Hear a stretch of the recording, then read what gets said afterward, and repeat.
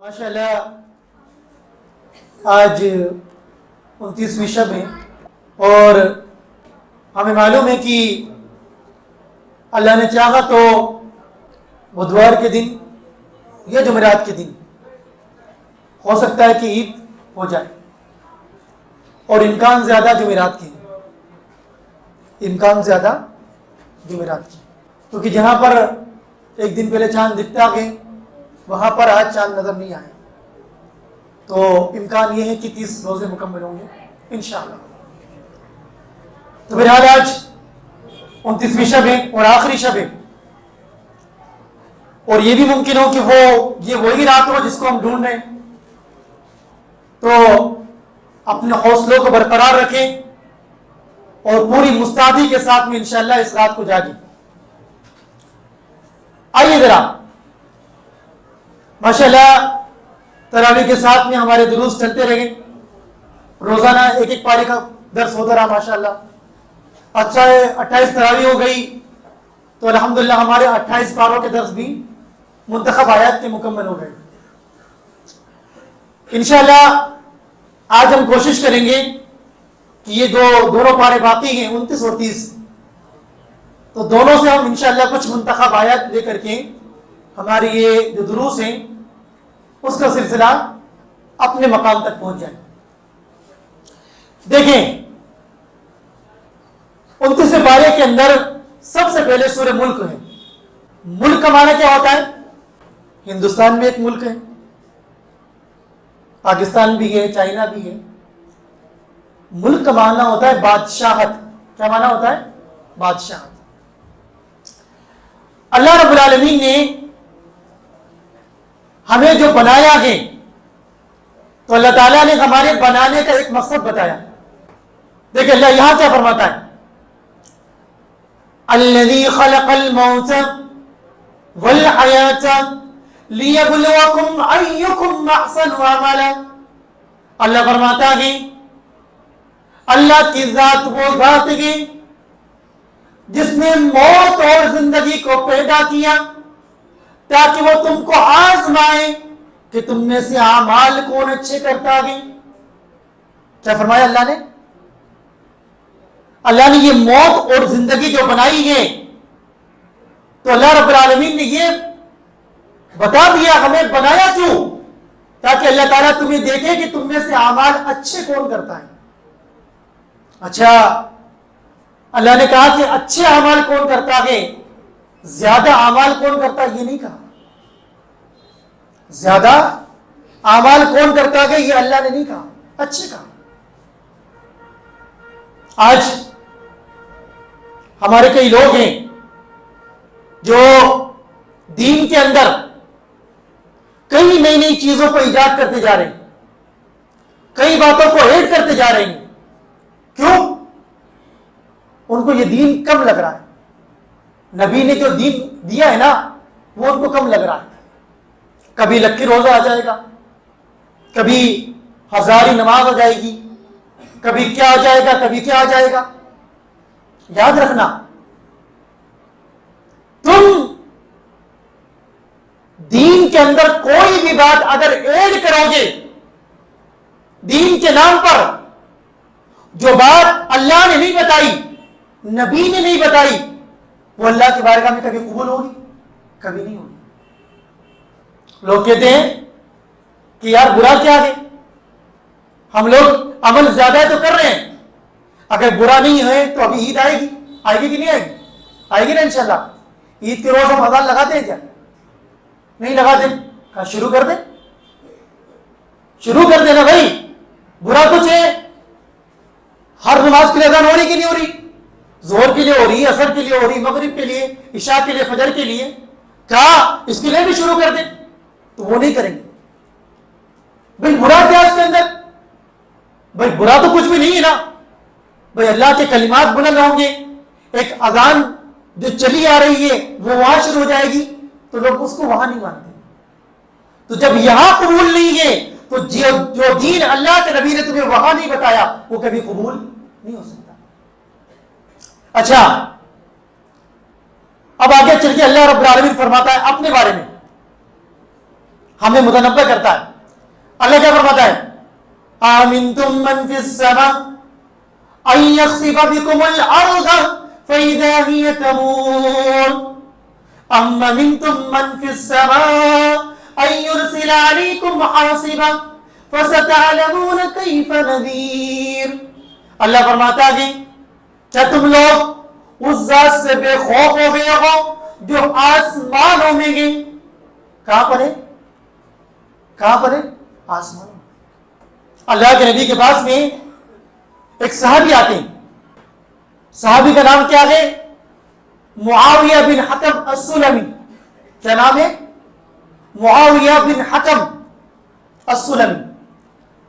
کہنے لگے اللہ کے نبی مجھے اپنی لونڈی کو آزاد کرنا ہے, اپنی خادمہ کو آزاد کرنا ہے, اگر یہ مومنہ ہو تو میں اس کو آزاد کر دوں. کہا کہ میرے پاس لاؤ. اللہ کے نبی کے پاس میں وہ لونڈی آئی. اب دیکھیں ذرا, بات پر غور کریں, نبی کے الفاظ پر غور کریں. نبی نے مومن ہونے کی پہچان کے لیے فقط 2 سوال پوچھے. کتنے سوال؟ 2 سوال. نمبر 1, اللہ کے نبی کیا پوچھتے گے؟ این اللہ, بتا اللہ کہاں گئے؟ کیا پوچھتے ہیں؟ اللہ کہاں گئے؟ تو وہ کہتی ہے اللہ فی السماء, اللہ آسمانوں میں, اللہ آسمانوں میں. دوسرا سوال, من انا, میں کون ہوں؟ وہ لونڈی کہتی ہے انت رسول اللہ, آپ اللہ کے رسول ہیں. اللہ کے نبی 2 سوال پوچھنے کے بعد میں صحابی کو کہتے ہیں میرے صحابی یہاں. کہا آتقھا فإنھا مؤمنہ, آزاد کر دے یہ مومنہ ہے. بات سمجھ میں آ رہی؟ اللہ رب العالمین کی ذات کے بارے میں نبی نے پوچھا این اللہ, اللہ کہاں گئے؟ لونڈی نے یہ نہیں کہا کہ اللہ ہر جگہ گئے. اس خادمہ نے کیا کہا؟ اللہ فی السماء, اللہ آسمان میں ہے. بات سمجھو, آج جو ہمارا یہ عقیدہ بنایا ہوا ہے, ہماری قوم میں یہ عقیدہ پھیلا ہوا ہے, ہر چیز میں اللہ موجود ہے, ہر کنکر کے اندر اللہ موجود ہے, ہر جگہ اللہ موجود ہے. یہاں تک کہ ایک مولوی نے یہ تک کہہ دیا, جب ایک مجلس میں کسی نے سوال کیا کیا مندر کی مورتی کے اندر بھی اللہ ہے, تو مولوی کہتا ہے کہ مندر کی مورتی کے اندر بھی اللہ ہے. نعوذ باللہ من ذالک. یہ عقیدہ کیوں آیا؟ کیا بنی؟ یہ وہی عقیدہ ہے جو وحدت الوجود کا عقیدہ ہے. کس کا عقیدہ؟ وحدت الوجود کا عقیدہ, کہ ہر چیز کے اندر اللہ کا وجود ہے. جب یہ عقیدہ آیا تو لوگوں نے پھر یہ فلسفے بنائے, جب ہر چیز میں موجود ہے تو مندر کی مورتی کے اندر بھی اللہ موجود ہے. تو نعوذ باللہ یہ سب غلط عقیدے ہیں. اللہ کہاں ہے؟ اللہ 7ویں آسمان پر عرش پر مستوی ہے. اور سورہ پارے کے اندر سورہ طہ میں ہماری آیت گزری, کون سی آیت؟ الرحمن علی العرش استوى, اللہ کی ذات وہ ذات ہے جو عرش پر مستوی ہے. کہاں پر ہے؟ عرش پر مستوی ہے. بیٹھا نہیں کہنا, لیٹا بھی نہیں کہنا, بس مستوی کہنا. اپنی ذات, اس کی جو ذات ہے وہ وہاں پر قائم ہے. کیسے ہے یہ پتہ نہیں. اچھا, سورہ قلم کے اندر اللہ رب العالمین نے باغ والوں کا واقعہ بیان کیا. کیسا واقعہ؟ دیکھیں بات سمجھنے کی. آج کبھی کبھی ہم لوگ بھی شیطان کے بہکاؤ میں آ کر کے اللہ کی راہ میں اپنے مال کو خرچ کرنے سے رکتے ہیں. ایک مرتبہ کیا ہوا, میں ایک سائٹ پر ایک واقعہ پڑھ رہا تھا, سننا بات غور سے. ایک شخص ہماری طرح زندگی سے پریشان, کماتا گئے, زندگی پر محنت کر رہا ہے, کما رہا ہے, لیکن مال میں برکت نہیں, مال میں برکت نہیں. عرب کے ایک شیخ تھے, ان کے پاس میں وہ آیا, کہا کہ شیخ, کہا بھائی کیا ہوا؟ کہا ایک مسئلہ ہے. کہا کیا مسئلہ؟ کہا کہ شیخ میرے ساتھ بڑا معاملہ گزر رہا ہے. میں کماتا تو ہوں, لیکن کمانے کے بعد بھی میرے پاس کچھ بچتا نہیں, جو ہوا ہے وہ ختم ہو جاتا ہے اور میں مقروض ہونا شروع ہو گیا. شیخ پتہ کیا کہتے ہیں؟ کہا کہ تم ایک کام کرو. کہا کیا کروں؟ کہا تم ہر مہینے ایک حصہ متعین کرو کہ تمہیں اللہ کی راہ میں مال خرچ کرنا ہے. اور سوچنے لگا میں تو آیا تھا بتانے کے لیے تکلیف کہ خرچہ بچتا نہیں ہے. شیخ نے اور خرچہ بتا دیا کہ اور اللہ کی راہ میں خرچ کرو. لیکن وہ کہتا ہے میں نے شیخ کی نصیحت پر عمل شروع کر دیا. جو بھی میری انکم ہوتی میں اللہ پر توکل کرتے ہوئے اس میں سے ایک حصہ اللہ کی راہ میں خرچ کرتا رہا. وہ کہتا ہے اللہ کا کرنا دیکھیں, شیطان مجھے خرچ کرنے سے روکتا تھا, ڈراتا تھا, لیکن میں نے شیخ کی نصیحت پر عمل کرنا شروع کیا. کچھ مہینوں کے بعد میں اللہ نے مجھے اتنا مالدار کر دیا, میں نے لوگوں کے قرضے ادا کر دیے. آج میرے پاس میں بچت ہے اور میں ہر مہینے شیخ کے بتائے ہوئے راستے پر عمل کرتے ہوئے اللہ کے نام میں خرچ کرتا ہوں. یاد رکھنا, جو اللہ پر ایمان رکھتا ہے اس پر ایمان رکھنے کی حیثیت کی طرح جیسا کہ حق ہے, تو اللہ رب العالمین پھر اس کو زندگی کے اندر آسانی عطا کرتا ہے. کیا ہوا تھا, ان باغ والوں کا جو والد تھا بچوں کا, وہ اپنے باغ کے پھل کے 3 حصے کرتا. ایک حصہ اپنے لیے, ایک اس باغ کے خرچے کے لیے, اور باقی جو تیسرا حصہ ہوتا اس کو مسکینوں میں, غریبوں میں, فقیروں کے اندر بانٹ دیتا. اللہ کا کرنا دیکھیں, جب تک وہ زندہ رہا مسکین آتے رہے, لائن لگاتے رہے, وہ بانٹتا رہا, لیکن مال کبھی ختم نہیں ہوا. اس کی زندگی چلی گئی. بچوں نے کیا سوچا, ہمارا باپ بڑا بیوقوف تھا, ہمارے ایک حصہ پورا کا پورا غریبوں میں دے دیتا. انہوں نے مشورہ کیا, کہا کہ ہم نہیں دیں گے, اور مسکینوں سے بچنے کے لیے اگر ہم دن میں کاٹیں گے تو ہو سکتا ہے سب کو معلوم پڑ جائے, صبح چلو تاکہ جب لوگ سوئے رہے تو ہم لوگ کاٹ کر کے آ جائیں گے. اب دیکھیں ذرا, تینوں مشورہ کر رہے ہیں. اللہ کیا فرماتا ہے, وَلَا يَسْتَثْنُونَ, انہوں نے مشورہ تو کیا لیکن انشاءاللہ نہیں کہا. فَطَافَ عَلَيْهَا طَائِفٌ مِّن رَّبِّكَ وَهُمْ نَائِمُونَ, رات کو یہ لوگ سو گئے. اللہ نے ایک فرشتے کو بھیجا, اس فرشتے نے ان کے پورے باغ کو ختم کر دیا. اللہ کا عذاب آیا, وہ رات کو سوئے رہ گئے. پوری دولت ختم ہوگی, پوری دولت. جہاں 2 حصے بچتے تھے اب ایک بھی نہیں بچا. صبح اٹھے چلنے لگے, کہا جلدی چلو, کوئی لوگ دیکھ نہ لے. اور جب چلے تو کہنے لگے آپس میں, کہیں راستہ تو نہیں بھول گئے, کہاں گیا باغ ہمارا.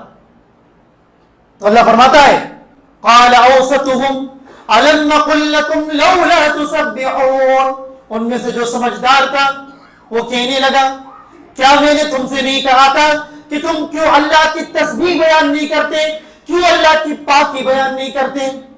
جب انہوں نے دیکھا کہ ہمارا باغ تو بچا نہیں, پورا کا پورا جل کے خاک ہو گیا, اب ملامت کرنے لگے. اور پتہ ہے جب کچھ بھائی ہوتے ہیں نا, اور جب معاملہ بگڑتا ہے تو مطلب لوگ کیا کرتے ہیں, غلطی تیری تھی, نہیں تیری تھی. اللہ نے وہی بیان کیا. فرماتے کیا ہے, فَأَقْبَلَ بَعْضُهُمْ عَلَىٰ بَعْضٍ يَتَلَاوَمُونَ, آپس میں ایک دوسرے کو ملامت کرتے رہے. کہا تو نے کہا تھا یہ کرنا, تو نے کہا تھا. اب دیکھیں ذرا, اللہ رب العالمین کی ذات وہ ذات ہے, اگر آپ خرچ کرو گے اللہ کی راہ میں, اللہ رب العالمین آپ کو دگنا تگنا چگنا پتہ نہیں کتنا گنا بڑا کر کے دیں, آپ نہیں جانتے. اور یاد رکھنا, شیطان لاتا ہے وسوسے, بہکاتا ہے آپ کو. نبی کی گارنٹی ہے, اللہ کے نبی کیا فرماتے ہیں, ما نقصت صدقۃ من مال, اے مسلمانوں اللہ کی راہ میں خرچ کرتے رہنا, اللہ کی راہ میں مال خرچ کرنے سے مال میں کمی نہیں ہوتی. کس کی گارنٹی ہے, نبی کی گارنٹی. اچھا, اب آگے چل کے قرآن مجید کے اندر سورۃ المعارج شروع ہوتی ہے. کون سورت, سورۃ المعارج. سورۃ المعارج کے اندر اللہ رب العالمین نے انسان کی ایک کیفیت کو بیان کیا جو ہمارے اندر ہے. اللہ کیا فرماتا ہے, ان الانسان خلق ہلوعا، انسان بڑا بے صبرا پیدا کیا گیا. اذا مسه الشر جزوعا واذا مسه الخير منوعا، جب اسے کوئی تکلیف پہنچتی ہے تو وہ جزا فضا کرنے لگتا ہے. ہوتا نہیں کوئی تکلیف آ جائے یہ اللہ نہیں ملا تھا، صبر نہیں کہ اللہ تعالیٰ میرے حال کو دیکھتا ہی نہیں، میں پریشان ہو رہا ہوں. اور اللہ فرماتا ہے وَإِذَا مَسَّهُ الْخَيْرُ مَنُوعًا، اور جب کوئی فائدہ پہنچے تو احسان جتانے لگتا ہے کہ میں ہوں یہ سب، تہجد تک نہیں چھوڑتا. تم تو جو ہے فرض میں کمی کرتے ہو، میں تہجد نہیں چھوڑتا، میں بڑا نمازی ہوں. یہ انسان کی کیفیت ہے. اس لیے اللہ کے نبی نے ہمیں بتایا کہ مومنوں تمہیں ہر حال کے اندر اللہ کا شکر ادا کرنا چاہیے. الحمدللہ علی کل حال، ہر حال میں تمہیں اللہ کا شکر ادا کرنا چاہیے. حسن بصری رحمہ اللہ کے پاس میں ایک شخص آیا، اس نے کہا کہ یا حسن، کہا کیا ہوا؟ کہا کہ پوری جگہ پر تیزسالی پڑی ہوئی ہے، بارش نہیں ہو رہی. انہوں نے کیا کہا؟ استغفار کرو. کیا کرو؟ استغفار. ایک اور آیا، کہنے لگا مال میں برکت نہیں ہے، قلاش پن چھایا ہوا آگے، مال نہیں آ رہا. کہنے لگے جا تو بھی استغفار کر. کیا کر؟ استغفار کر.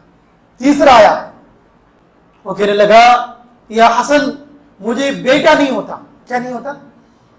بیٹا. اولاد میں بھی مجھے بیٹا نہیں ہوتا، کچھ پتا کیا کروں؟ استغفار کر. کسی نے پوچھا آپ کے پاس میں 3 مریض آئے، تینوں کے الگ الگ مرض تھے. ایک کو قیس سالی کا مسئلہ تھا، ایک کو مال کا مسئلہ تھا، اور ایک کو بیٹے نہیں ہو رہے تھے. آپ نے تینوں کا علاج ایک بتا دیا. تینوں کا علاج آپ نے ایک بتا دیا. تو وہ کیا کہتے ہیں؟ کہا کہ ہاں یہی علاج ہے. اور ہاں یہ علاج قرآن میں اللہ نے بتایا. جب نوح علیہ السلام نے دعوت دی تو انہوں نے کیا کہا اپنی قوم سے؟ فَقُلْتُ اسْتَغْفِرُوا رَبَّكُمْ إِنَّهُ كَانَ غَفَّارًا. کہنے لگے اے میری قوم کے لوگوں، تم اللہ کی بارگاہ میں گناہوں کی معافی طلب کرو. قوم کے لوگوں استغفار کرو، اس کا فائدہ کیا ہوگا؟ إِنَّهُ كَانَ غَفَّارًا، اللہ رب العالمین تمہارے گناہوں کو معاف کرنے والے آگے.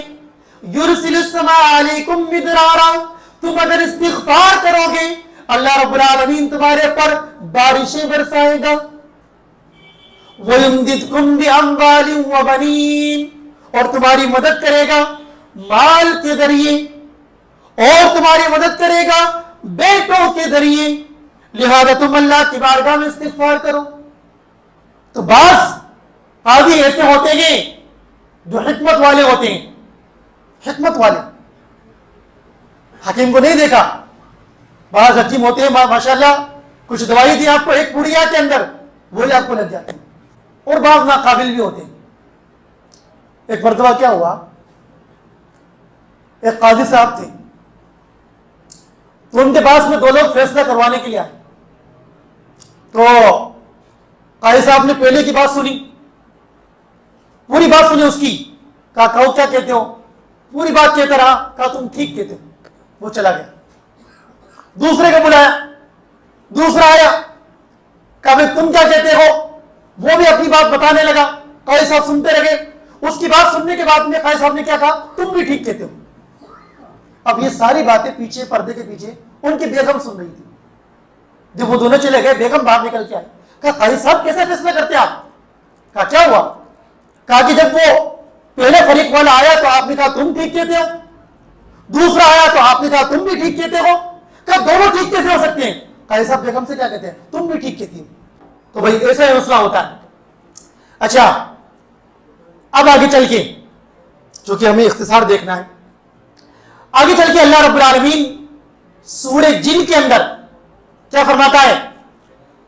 جنوں کی سرکشی بڑی کیسے؟ آپ جانتے ہیں جنوں کی سرکشی کیسے بڑی؟ کیونکہ کچھ جو مشرکین تھے وہ جب کسی جنگل میں جاتے، کسی ویران مقام پر جاتے تو وہ پتہ کیا کہتے؟ ہم اس وادی کے جن کی پناہ میں آتے ہیں۔ کس کی پناہ میں جا رہے ہیں؟ جن کی۔ ان کو لگا یہ تو ہم سے ڈرتے، یہ تو ہم سے ڈر ہے، تو وہ اللہ فرماتا ہے زادوہم رہقا، ان کی سرکشی اور بڑھ گئی۔ جبکہ انسان کو کیا چاہیے؟ اللہ کے نبی نے کیا فرمایا؟ جب تم کسی مقام پر اترو، کسی جگہ پر اترو، تو تمہیں کیا دعا کرنی ہے؟ اعوذ بکلمات اللہ التامات من شر ما خلق، میں سارے کلمات کے ذریعے، اللہ کے ان پورے مکمل کلمات کے ذریعے اللہ کی پناہ چاہتا ہوں ہر مخلوق کے شر سے۔ ہم نے کس کی پناہ مانگی؟ اللہ کی۔ کس کی؟ اور وہ کس کی مانگتے تھے؟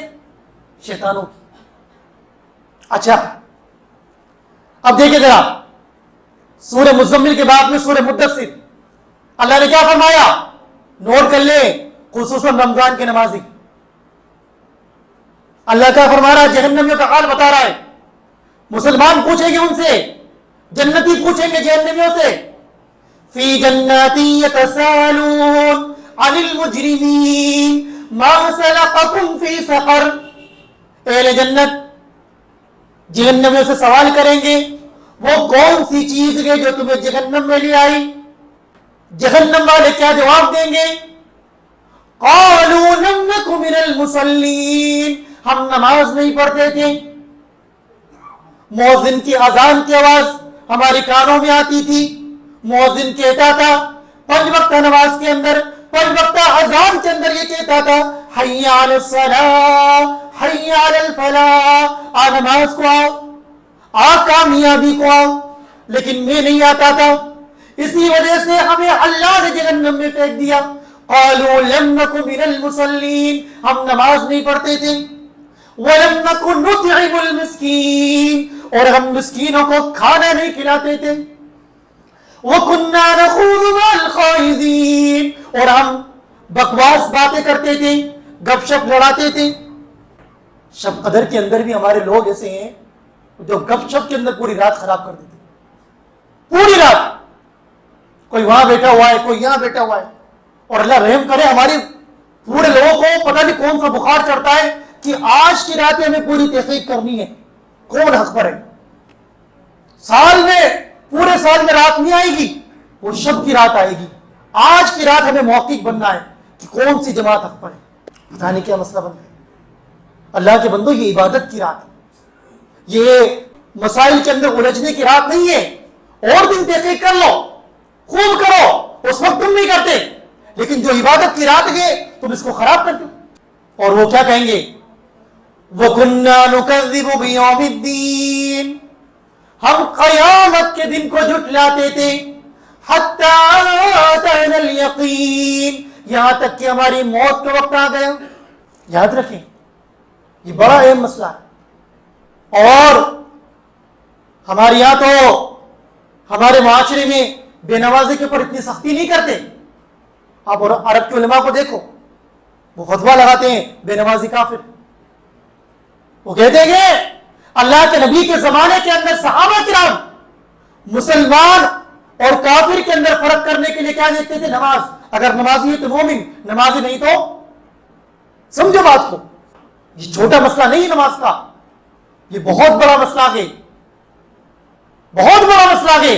اور آج بھی کئی ہمارے قوم کے لوگ اتنے سخت ہیں کہ اگر ان کو پتہ لگ جائے یہ بے نمازی تھا، اس کو قبر میں دفن ہونے نہیں دیتے، مسلمانوں کے قبرستان دفن نہیں ہونے دیتے اس کو، کہا یہ نمازی نہیں تھا۔ بہت بڑا مسئلہ ہے، اس کو سمجھو ذرا۔ اچھا، نبی کے پاس میں جبرائیل آتے ہیں آپ کو قرآن سکھانے کے لیے، تو اللہ کے نبی کیا کرتے ہیں؟ جیسے جبرائیل آتے پڑھنے لگتے ہیں، آپ زبان کو جلدی جلدی چلاتے ہیں تاکہ میں یاد کر لوں۔ تو اللہ نے کیا فرمایا؟ اللہ فرماتا ہے لا تحرک به لسانک لتعجل به، اے نبی جناب محمد رسول اللہ صلی اللہ علیہ وسلم، آپ اپنی زبان کو جلدی جلدی حرکت نہ دیں، جلدی نہ کریں۔ ان علینا جمعہ وقرآنہ، یاد رکھیں اس قرآن کو جمع کرنا اور اس قرآن کو پڑھانا یہ اللہ کی ذمہ داری ہے۔ کس کی ذمہ داری ہے؟ اللہ کی ذمہ داری. لوگ کہتے ہیں نا نبی کے زمانے میں تو مصحف نہیں تھا, یہ جو مصحف تمہارے پاس میں موجود ہے اللہ کے نبی کے زمانے میں نہیں تھا, یہ تو بات کی بدعت ہے. لوگوں, اللہ نے پہلے ہی ذمہ لے لیا تھا کہ اس کو اکٹھا کروانا, اس کو جمع کرانا اور اس کو پڑھانا, یہ بھی ہمارا ذمہ. اور جو آج تمہارے سامنے علماء تفاسیر کرتے ہیں, اس کو سمجھاتے ہیں, اس کا ذمہ بھی اللہ نے لیا تھا. اللہ کیا فرماتا ہے؟ ثم ان علینا بیانا, پھر اس قرآن کو واضح کرنا, اس کو سمجھانا, یہ بھی ہماری ذمہ داری. یہی وجہ ہے کہ اللہ رب العالمین نے علماء سے کام لیا جو قرآن کی خدمت کرتے آ رہے ماشاءاللہ. اچھا, اب آگے اللہ کیا فرما رہے ہیں اس صورت میں؟ وجوہ یومئذ ناظرہ, قیامت کے دن کچھ چہرے ایسے ہوں گے جو تر و تازہ ہوں گے, الی ربک ناظرہ, اپنے رب کی طرف دیکھنے والے ہوں گے. اللہ کا دیدار ہوگا, اللہ کا دیدار. اور یاد رکھنا 11 بارے میں ہم پڑھ کے آئے کہ اللہ رب العالمین جب جنت دے دے گا تو جنت سے بھی بڑی نعمت کا کہے گا کہ میں تمہیں جنت سے بڑی نعمت دینے والا ہوں. تو مسلمان کہیں گے یا اللہ جنت تو دے دی, اس سے بڑی نعمت کیا ہے؟ پھر اللہ جب اپنا پردہ ہٹائے گا اور دیدار کرائے گا, الحمدللہ, پھر مسلمان کہیں گے یا اللہ یہ سب سے بڑی نعمت ہے. دعا کرے کہ اللہ تعالیٰ ہم سب کو اپنے رب کا دیدار عطا فرمائے, آمین. اچھا, سورۃ الدہر کے بعد میں سورۃ المرسلات ہے. دیکھیں سورۃ المرسلات کے اندر اللہ تعالیٰ کیا فرماتا ہے متقین کے لیے؟ ان المتقین فی ظلال وعیون, جو لوگ اللہ سے ڈرنے والے ہیں, نماز پڑھنے والے ہیں, زکوٰۃ دینے والے ہیں, قیام کرنے والے ہیں, رکوع سجود کرنے والے ہیں, اللہ تعالیٰ ایسے لوگوں کو جنت کے سائے میں رکھے گا, جنات میں رکھے گا, سایوں میں رکھے گا, چشموں میں رکھے گا. وَفَوَاكِهَ مِمَّا يَشْتَهُونَ, اور ہر قسم کے میوے ہوں گے, ہر وہ چیز ہوگی جو وہ چاہیں گے. جنت کے اندر جو بھی آپ چاہو گے, جو بھی آپ کے دل میں آئے گا, اللہ کی طرف سے وہ آپ کے سامنے حاضر ہو جائے گا. یہ نعمت. اچھا, اسی سورت کی ایک آخری آیت ہے, وہ کون سی آیت؟ دیکھ اللہ کیا فرماتا ہے, فَبِأَيِّ حَدِيثٍ بَعْدَهُ يُؤْمِنُونَ, اس حدیث کے بعد میں تم کس کے اوپر ایمان لاؤ گے؟ اللہ نے کیا کہا؟ حدیث. کس کو کہا حدیث؟ بتایا جائے کس کو کہا؟ اللہ نے قرآن کو حدیث کہا. کس کو کہا؟ قرآن کو. تو ہمارا جو لقب اہل الحدیث ہے وہ کیا ہے؟ لوگ کیا کہتے ہیں؟ تم تو حدیث کو ماننے والے ہو. کیوں؟ تم تو اپنے آپ کو اہل حدیث کہتے ہو. حدیث کا معنی حدیث, تمہارا کیا نکلا؟ حدیث کو ماننے والے. تو حدیث کا معنی حدیث نہیں ہوتا, حدیث کا معنی قرآن بھی ہوتا ہے. اور اللہ رب العالمین نے قرآن کو بھی حدیث کہا ہے اور اللہ کے نبی کی بات کو بھی حدیث کہا ہے. نبی کی بات کو حدیث کہاں پر کہا؟ 28 پارے میں سورہ تحریم میں اللہ کیا فرماتا ہے؟ وَإِذْ أَسَرَّ النَّبِيُّ إِلَىٰ بَعْضِ أَزْوَاجِهِ حَدِيثًا, جب نبی اپنی بعض بیویوں سے چپ کے حدیث کہہ رہے تھے. کیا کہہ رہے تھے؟ حدیث. قرآن میں اللہ نے اپنے کلام کو بھی حدیث کہا, نبی کی بات کو بھی حدیث کہا, لہذا اہل الحدیث کا معنی کیا ہوا؟